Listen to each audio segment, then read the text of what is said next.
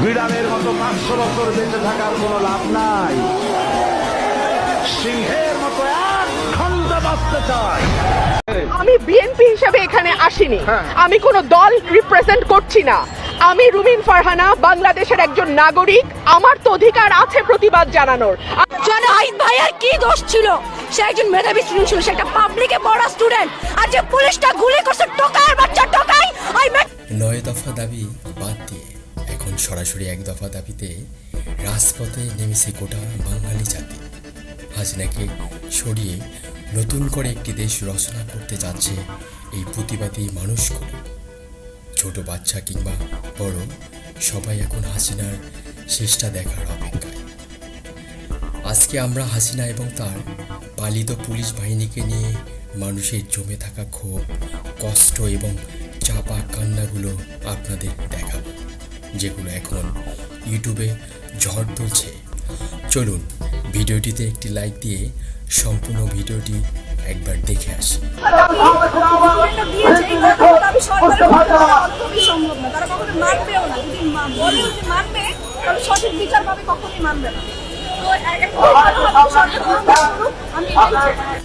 নাট্য অভিনেত্রী আরোহী মিমের এই সোজা সাপটা কথাগুলো ভালো লাগলো। তিনি সাধারণ মানুষের মনের কথাগুলো অকপটে বলে দিচ্ছে। আমি বিএনপি হিসেবে এখানে আসিনি, আমি কোনো দল রিপ্রেজেন্ট করছি না। আমি রুমিন ফারহানা, বাংলাদেশের একজন নাগরিক। আমার তো অধিকার আছে প্রতিবাদ জানানোর। আমি সেই প্রতিবাদটাই জানাতে এসেছি। লাল রক্তের রং, লাল প্রতিবাদের রং, লাল আন্দোলনের রং, লাল বিক্ষোভের রং। এবং আমার সন্তানের রক্ত ঝরেছে, আমার সন্তানরা রক্তাক্ত হয়েছে, তাদের সাথে সংহতি জানিয়ে আমি লাল পরেছি। রুমিন ফারহানার এই কথাগুলো সোশ্যাল মিডিয়ায় অনেক বেশি রিচ পায়। তার এই কথাগুলো ছিল গুরুত্বপূর্ণ এবং কথাগুলো ছিল একদম ঠিক। বুলেট আপনি দেখেছেন, বাবা মায়ের রাখতো না, অভিশাপ আসমান কাঁপে। আপনাদের কাঁপে না, তার কাঁপে না? অভিশাপের ভয় হয় না? বুকগুলা চাচা হয়ে গেছে আমার সন্তানদের। রাবার বুলেট বলবেন, কি বলবেন? এগুলো অস্ত্রের মুখে দাঁড়িয়ে আছে, আমাদের পয়সায় কেনা বুলেটে আমাদের সন্তানদের আপনারা বুলেট ছুটছেন। আর কত, আর কত? পুলিশ ভাইদেরকে বলি, ভেতরে তো আপনিও মানুষ, পুলিশ ভাই বলি না, ক্ষমা করবেন, মুখ থেকে বার হয়ে গেছে। তাদের ঘরেও সন্তান আছে, তাদের খোলসের ভিতরেও মানুষ। যারা এখনো ঘরে আছেন তারাও জানেন আর কতদিন ভয় পাবেন। ভয়েই একটা মারবেন 10টা আসবো, 10টা মারবেন লক্ষ আসবো। সারা দেশের মানুষ, মা বাপ সব একসাথে। ওদের সন্তানকে মানুষ করার জন্য আমাদের কাছে, শিক্ষকদের কাছে পাঠিয়েছিল। কি জবাব দিব? আমার তো কোনো মুখ নাই, আমি শিক্ষক, আমার ভাষা নাই। তাদের কাছে হাত জোড় করে মাপ চাই। নিরাপত্তা দিতে পারি নাই, নিরাপত্তা দিতে পারি নাই। মনে হয় রাস্তায় শহীদ হয়ে গেলে যদি এই লজ্জা আমার কিছুটা কাটে। ওদেরকে বলবার আমার কিছু নাই।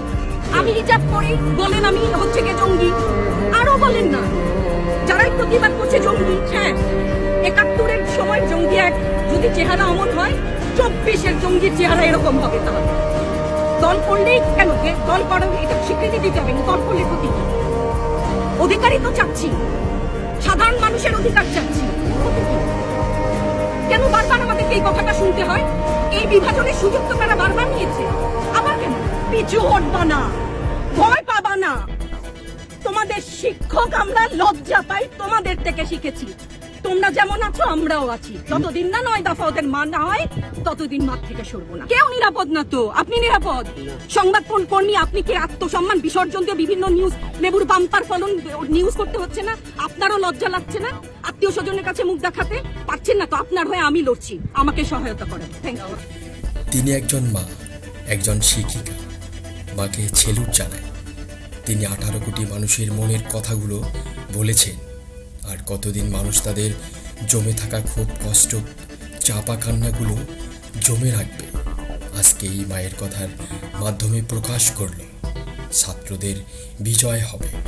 তাদের সুষ্ঠুভাবে আন্দোলন করতেছিল, কিন্তু আমি এইচএসসিতে, আমি যারা স্টুডেন্ট, যারা এইচএসসিতে A+ পেয়ে, মানে ভালো নাম্বার পেয়ে কোনো চাকরি করতে পারতেছে না। কেন পারতেছে না? কোটার জন্য পারতেছে না।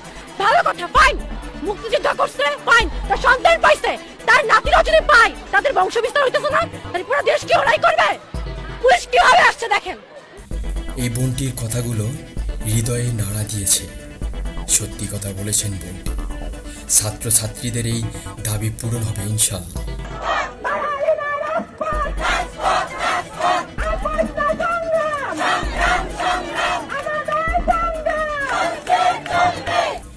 এই ভিডিওটি আমার ভালো লেগেছে।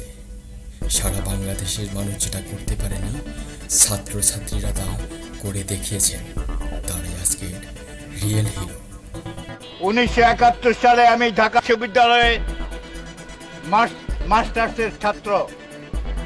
আমি কোনো কোটার জন্য যুদ্ধ করিনি। চিরবঞ্চিত শ্রমিক, কৃষক, মেহনতি মানুষের মুক্তির জন্য যুদ্ধ করেছি। এই প্রবীণ বাবাটিকে সেলুট জানাই। সত্যের জয় হবেই। তিনি একজন মুক্তিযোদ্ধা ছিলেন এবং ছাত্রদের পক্ষে কথা বলছেন। ছাত্রদের জয় হবে ইনশাআল্লাহ।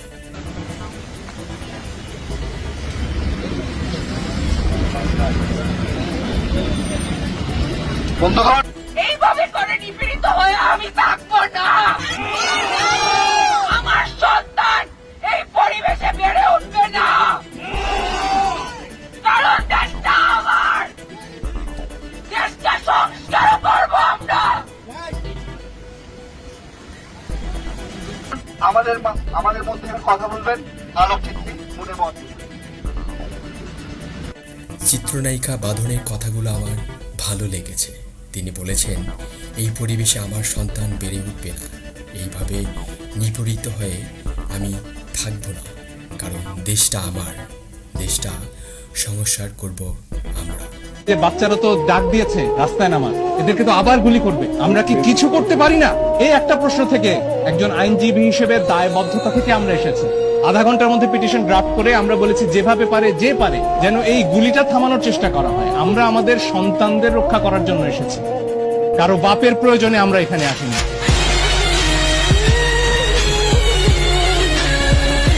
আইনজীবী মঞ্জুর আল মতিনের ভিডিওটি প্রচুর হিট হয় এবং নেট দুনিয়ায় প্রচুর আলোড়ন সৃষ্টি করে। সরকারকে আমার একটা প্রশ্ন, আমরা যদি আমরা তো হাতে অস্ত্র নেই নাই, আমরা খালি লাঠি আর ইট নিয়ে নামছি। আপনারা tear shell, rubber bullet, original bullet, বোমা, যে যা পারছেন রাইফেল নিয়ে নামছেন। আমাদের হাতে যদি অস্ত্র ওঠে আপনারা কি বাঁচবেন? একটা 4 কোটি রাজাকারের হাতে যদি অস্ত্র ওঠে আপনারা কি থাকতে পারবেন? আপনারা মাঠে আসতে পারবেন? ছাত্রছাত্রীদের কথা হচ্ছে, যে হাতে তারা কলম ধরে ওই হাতে তারা অস্ত্র ধরে না। এই বোনটি আরও একটি গুরুত্বপূর্ণ কথা বলেছে, সেটি হচ্ছে 4 কোটি রাজাকারের হাতে তারা কিভাবে বাঁচতে পারবে, ছাত্রদের হাতে তারা কিভাবে বাঁচবে। এখানে পুলিশকে ইঙ্গিত করে কথাটি বলা হয়েছে। আচ্ছা, ভারতে খেলবে না, যাবে যাবে না, আর কত না না বলি নাই তাতে ডেট তো হয়নি। আমরা কিছু সময় তো বসেই ছিলাম, অপেক্ষা করেছি। ওদের কবে বিবেকটা জাগ্রত হয়? ওদের বিবেক না, ওদের বিবেক মরে গেছে। সবচেয়ে দুঃখ লাগে কিভাবে, আমি বলি বাচ্চারা ড্রাগ নেয়।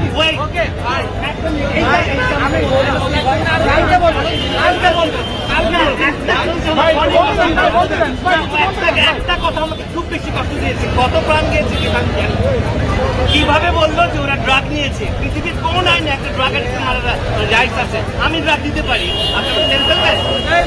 আমি ড্রাগ দিতেই পারি, এটা কোনো সলিউশন নাই। আপনি মেরে ফেলবেন? ড্রাগ নিয়ে মেরে ফেলতে হবে না। এই ভাইটির কথাগুলো শুনে অনেক খারাপ লাগলো। সাধারণ মানুষ আর কত সহ্য করবে? ওদের বিবেক কবে জাগ্রত হবে? ওদের তো বিবেক নাই।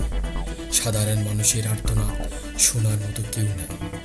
আমরা এর থেকে পরিত্রাণ চাই।